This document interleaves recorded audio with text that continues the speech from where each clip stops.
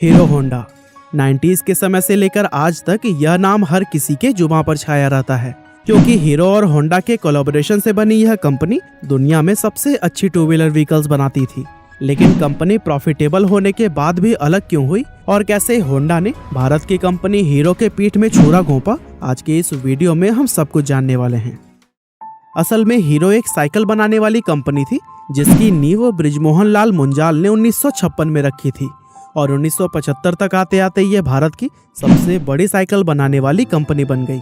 इसके बाद उन्होंने अपनी साइकिल्स को बड़े लेवल पर विदेशों में भी बेचना शुरू कर दिया और इस तरह साल 1986 आने तक ये कंपनी सिर्फ इंडिया ही नहीं बल्कि पूरी दुनिया की सबसे बड़ी साइकिल बनाने वाली कंपनीज में शुमार की जाने लगी। लेकिन उसी दौरान उन्होंने देखा कि फॉरेन मार्केट में मोटरसाइकिल बिजनेस भी काफी तेजी से एक्सपेंड कर रहा है, लेकिन इंडिया में तो लोगों के पास सिर्फ स्कूटर और मोपेड का ही ऑप्शन है। इसीलिए वे इस गैप को फिल करने के लिए इंडियन मार्केट में मोटरसाइकिल उतारना चाहते थे।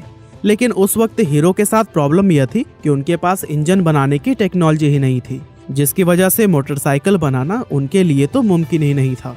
इसीलिए अपने इस प्लान को एक्शन में लाने के लिए उन्होंने किसी विदेशी कंपनी के साथ में कोलैबोरेशन करने के बारे में सोचा।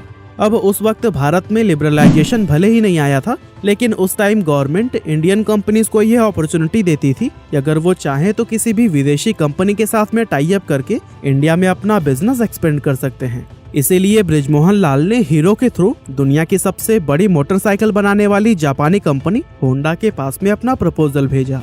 अब क्योंकि उस समय कोई भी विदेशी कंपनी भारत में डायरेक्टली अपना बिजनेस स्टार्ट नहीं कर सकती थी, ऐसे में इस प्रपोजल के जरिए होंडा को इंडियन मार्केट में एंटर करने का एक अच्छा मौका मिल गया, जैसे कि होंडा कंपनी खुद भी नहीं गंवाना चाहता था। इसलिए इन दोनों कंपनीज ने 1984 में एक दूसरे के साथ हाथ मिला लिया।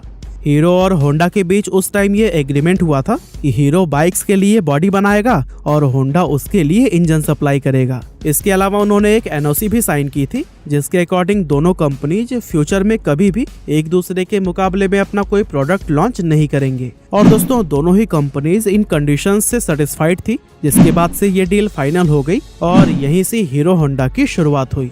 अब कागजी कार्यवाही पूरी करने के बाद से हीरो होंडा का सबसे पहला प्लांट हरियाणा में बनाया गया, जहां से हीरो और होंडा ने मिलकर तुरंत ही बाइक्स की मैन्युफैक्चरिंग करने स्टार्ट कर दी। 1985 में जब उन्होंने अपनी पहली बाइक CD100 लॉन्च की तो फिर यह बहुत तेजी से पॉपुलर हुई, क्योंकि इंडियन मार्केट में एक तो बाइक का कॉन्सेप्ट ही नया था और दूसरा इस बाइक का माइलेज बहुत ही कमाल का था। इसके अलावा उन्होंने अपनी बाइक को उस प्राइस सेगमेंट में लॉन्च किया था जो कि हर मिडिल क्लास फैमिली के लिए अफोर्डेबल हुआ करता था। साथ ही उन्होंने अपना मार्केट कैंपेन भी बहुत ही प्रभावी तरीके से तैयार किया था, जहां इनकी टैगलाइन थी fill it, shut it, forget it, यानी कि इसमें पेट्रोल फिल करके भूल जाइए।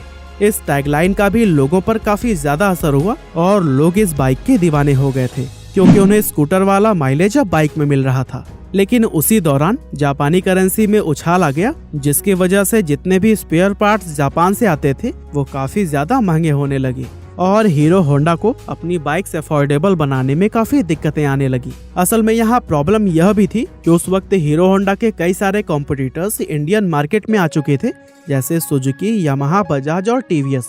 लेकिन ये सारे ब्रांड सिर्फ शहरी इलाकों में रहने वाले वेल्दी कस्टमर्स पर ही फोकस करते थे। लेकिन वहीं अगर हीरो होंडा को देखा जाए तो उनका मेन फोकस इंडिया के मिडिल और लोअर मिडिल क्लास कस्टमर पर था, जो कि एक अफोर्डेबल सोल्यूशन चाहते थे। और यही वजह थी कि हीरो होंडा की बाइक सिर्फ शहरों में ही नहीं बल्कि पूरे भारत में ही सबसे ज्यादा सेल होती थी। और यही सब देखते हुए कंपनी अपनी बाइक्स का प्राइस नहीं बढ़ाना चाहती थी, यहाँ तक कि इसी की वजह से कंपनी को काफी लंबे अरसे तक लॉस का भी सामना करना पड़ा। लेकिन 1990 में जब डॉलर का एक्सचेंज प्राइस रेगुलेट हुआ तो फिर हालात थोड़े सुधरने शुरू हो गए और देखते ही देखते कुछ ही समय में हीरो होंडा एक बार फिर से अपनी बाइक्स पर प्रॉफिट कमाने लगा और अगले कुछ ही सालों में कंपनी का प्रॉफिट $10 मिलियन को भी क्रॉस कर गया, जो कि उस जमाने में एक बहुत बड़ा नंबर था। अब यहाँ तक तो चीजें ऊपर से काफी अच्छी नजर आ रही थी, लेकिन अंदर से सिचुएशन बहुत पहले से ही खराब होनी शुरू हो गई थी। दरअसल कंपनी के मैनेजमेंट में शुरू से ही कई तरह की प्रॉब्लम्स चल रही थी, जैसे कि होंडा तो अपनी बाइक्स अमेरिका और रूस जैसे डेवलप्ड कंट्री में सेल कर रहा था, लेकिन हीरो होंडा को होंडा की तरफ से फॉरेन में अपनी बाइक्स को सेल करने की परमिशन नहीं थी। यानी एक तरफ तो हीरो साइकिल मैन्युफैक्चरर के तौर पर उस समय दुनिया की सबसे बड़ी कंपनी थी, यहाँ तक कि Guinness book of world records में भी इनका नाम दर्ज था।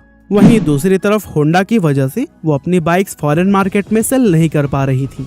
असल में इंडिया के बाहर हीरो होंडा को सिर्फ नेपाल, भूटान और बांग्लादेश जैसी आसपास की कंट्रीज तक ही अपनी बाइक को एक्सपोर्ट करना अलाउड था, जिसकी वजह से हीरो कंपनी इंटरनेशनल मार्केट में जो पोजीशन चाहती थी वो उसे नहीं मिल पा रही थी।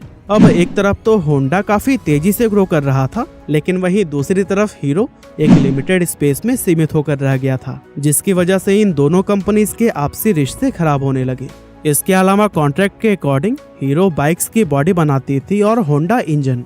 अब अगर हीरो को अपना बिजनेस एक्सपेंड करने के लिए अलग भी होना पड़ता तो फिर वो ऐसा नहीं कर सकते थे, क्योंकि वो इंजन के लिए पूरी तरह से होंडा पर ही डिपेंडेंट थे। हालांकि अब हीरो को ये समझ आ चुका था कि अगर उसे होंडा से अलग होना है तो फिर खुद इंजन मैन्युफैक्चर करना ही पड़ेगा। इसीलिए उसे हीरो होंडा से अपने हिस्से का जितना भी प्रॉफिट मिलता था वो उसके एक बड़े हिस्से को इंजन बनाने में खर्च करने लगा, जिसकी वजह से होंडा और हीरो के बीच में दरार और भी ज्यादा बड़ी हो गई।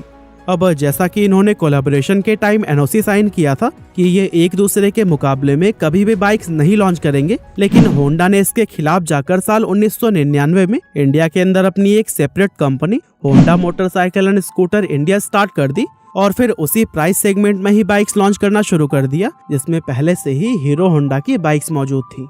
इस तरह अगर देखा जाए तो इंडियन मार्केट के अंदर होंडा ने अपनी बाइक्स को हीरो होंडा के मुकाबले में लाकर खड़ा कर दिया था, जिसकी वजह से हीरो होंडा के कस्टमर्स डिवाइड हो गए और इसके कुछ साल बाद होंडा ने एक्टिवा को लॉन्च करके स्कूटर सेगमेंट में भी एंटर कर लिया था। अब अगर देखा जाए तो इस पूरे मामले में होंडा की पांचों उंगलियां घी में थी, क्योंकि होंडा की हीरो होंडा से तो अर्निंग हो ही रही थी, साथ ही अपनी सेपरेट बाइक कंपनी से भी उसका अच्छा खासा प्रॉफिट जनरेट हो रहा था। और दोस्तों इन्हीं सभी प्रॉब्लम्स को देखते हुए ही हीरो ने होंडा से अलग होने का फैसला कर लिया और फिर 2010 में जाकर दोनों ही कंपनीज हमेशा के लिए अलग हो गयी। हीरो होंडा में इन दोनों कंपनियों के 26% शेयर थे, जिसके चलते होंडा मोटर्स ने अपने हिस्से के सारे 26% शेयर हीरो कंपनी को ही बेचने का फैसला किया। और दोस्तों हीरो कंपनी के प्रमोटर ब्रजमोहन मुंजाल ने होंडा के ये शेयर्स 1.2 अरब डॉलर्स में खरीदकर अपना खुद का कारोबार हीरो मोटोकॉर्प के नाम से आगे बढ़ाया।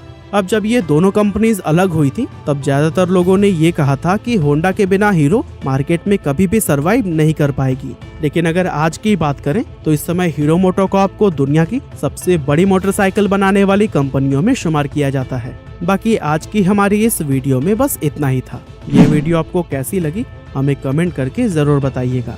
आपका बहुमूल्य समय देने के लिए बहुत बहुत धन्यवाद।